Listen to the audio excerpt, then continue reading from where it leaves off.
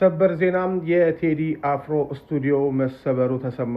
ታጣቂዎች ሰብረው በመግባት ሙሉ ንብረቶችን ይዘው እንደሄዱ ምንጮች አረጋግጠዋል። የቴዲ አፍሮ ስቱዲዮ በአዲስ አበባ ሲኤምሲ አካባቢ አዲሱ የኮንቬንሽን ህንፃ አካባቢ የሚገኝ ሲሆን እዛም አቦጊዳም ስቱዲዮ ሃና ለ የሚል ቴዲ እንደቢሮም እንደዚሁም ደግሞ አዳዲስ ስራዎችን ለመፍጠር የሚጠቀምበት ስቱዲዮ አለው። በዛ ስቱዲዮ ውስጥ ከስፒከር እስከ ኮምፒውተር ሁሉንም ነገር የማቀናበሪያ መሳሪያዎች ወደፊት የሚወጡ ስራዎችን ጭምር ሰብስበው መውሰዳቸው ነው ምንጮች የገለጹት። እንደ ምንጮቹ ገለጻ እነዚህ ታጣቂዎች የመንግስት የታርጋ ያለው መኪና መያዛቸውን እንደዚሁም ደግሞ የአንዳንዶቹም የፌዴራል ፖሊስ ዩኒፎርም የለበሱ እንደሆነ የገለጹልን ምንጮቻችን ወደ ህንፃው ሲገቡ የህንፃውን ጥበቃ ደብድበው አቁስለውት እንደዚሁም ደግሞ የተለያዩ ጉዳቶችን አድርሰው ስቱዲዮን ሰብረው ገብተው ሁሉን ነገር እንደወሰዱ ነግረዋል። ጉዳዩን እየተከታተለው ነው። ቴዲ አፍሮ ላይ ያስፈረደበት ባለስልጣን ዛሬ ከስልጣኑ ተባሯል። ነገሩ እንዴት ነው? ባጭሩ ላብራራላችሁ።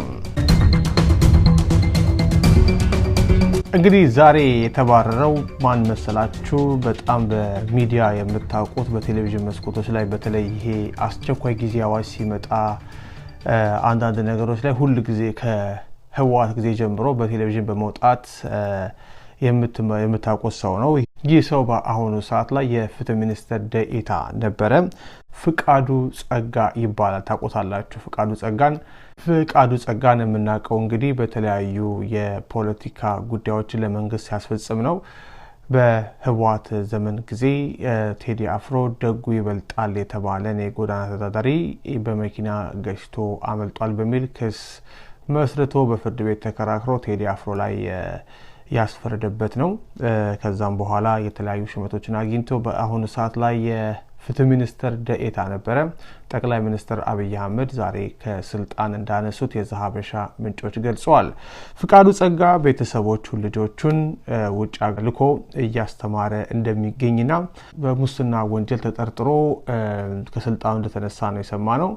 እንደሚታወቀው በዚህ በፍቃዱ ጸጋ ላይ ባለሀብቶችን ከእስር በመልቀቅ ሀብታቸው ሲታገደን በፍርድ ቤት እነሱን በማስለቀቅ የተያዙ ንብረቶች እንዲለቀቁና ከሀገር እንዳይወጡ የተከለከሉትንም እንዲወጡ በማስደረግ የተለያዩ የሙስና ክሶች ሲወነጀል ነበረ። ሆኖም እስካሁን ድረስ ለፍርድም አልቀረበም።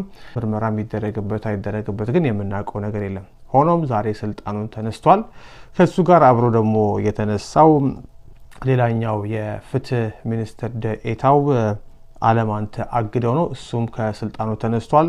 አለማንተ አግደው እንግዲህ በተለያዩ የሚዲያዎች ላይ ስንመለከት እንደነበረው ላለፉት ወራት ከኤፍቢአይ ጨምሮ ከተለያዩ የዓለም አቀፍ ተቋማት ጋር ፍትህ ሚኒስተር ወክሎ ሲገናኝ ነበረ። በምን ምክንያት እንደሆነ ባይታወቅም ከስልጣኑ ተነስቷል። ግን የጠቅላይ ሚኒስትሩ አማካሪ ሆኖ ተሾሟል ማለት ነው። በሱ ቦታ ላይ አቶ ባየልኝ የሚባሉ ሰው እንደተሾሙም ሰምተናል። በነገራችን ላይ የፍቃዱ ጸጋን የተኩት ተስፋዬ ዳባ ናቸው። ተስፋዬ ዳባ ለረጅም ጊዜ በፓርላማ ይታወቃሉ። የመንግስት ተጠሪ ነበሩ። በአንድ ወቅትም የጠቅላይ ሚኒስትሩ አማካሪ ተደርገው ተሾመው እንደነበረም ይታወቃል። አሁን የፍትህ ሚኒስትር ደኤታ ሆኗል ማለት ነው።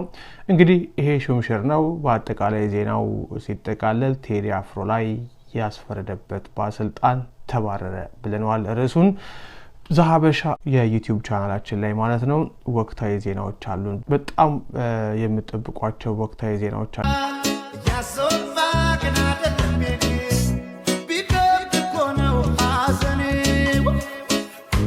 አባይ ሆነው ሐዘኔ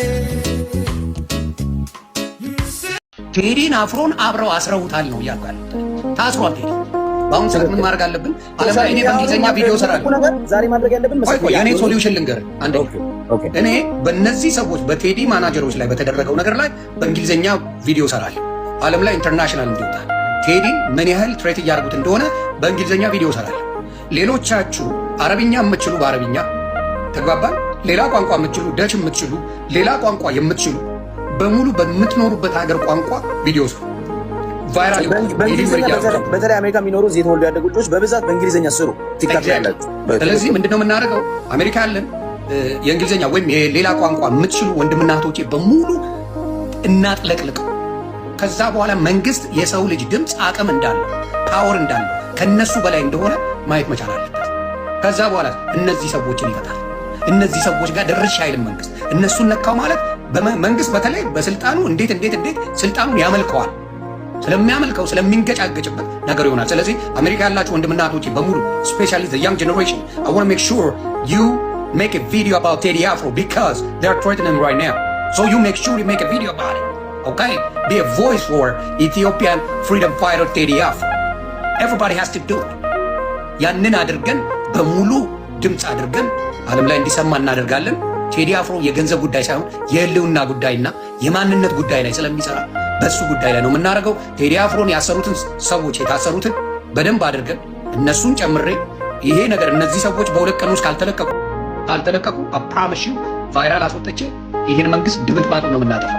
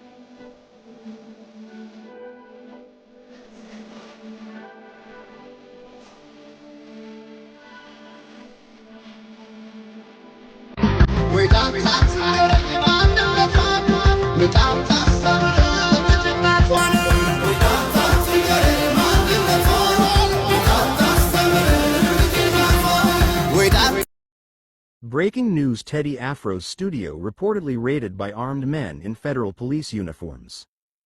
The harassment and intimidation campaign against veteran singer Tedros Kasahan, Teddy Afro, has escalated to a dangerous and unlawful new level. Eyewitnesses and close sources confirmed to Z Habasha that armed individuals wearing federal police uniforms, carrying weapons, and arriving in a federal police vehicle forcibly broke into Teddy Afro's private studio and office located in the CMC area.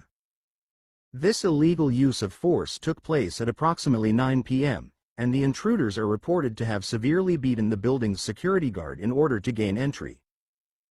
Law enforcement, bypassing standard legal procedures and court-issued search warrants to forcibly break into a citizen's workplace and private property at night, has seriously called into question the country's justice system and the safety of its citizens.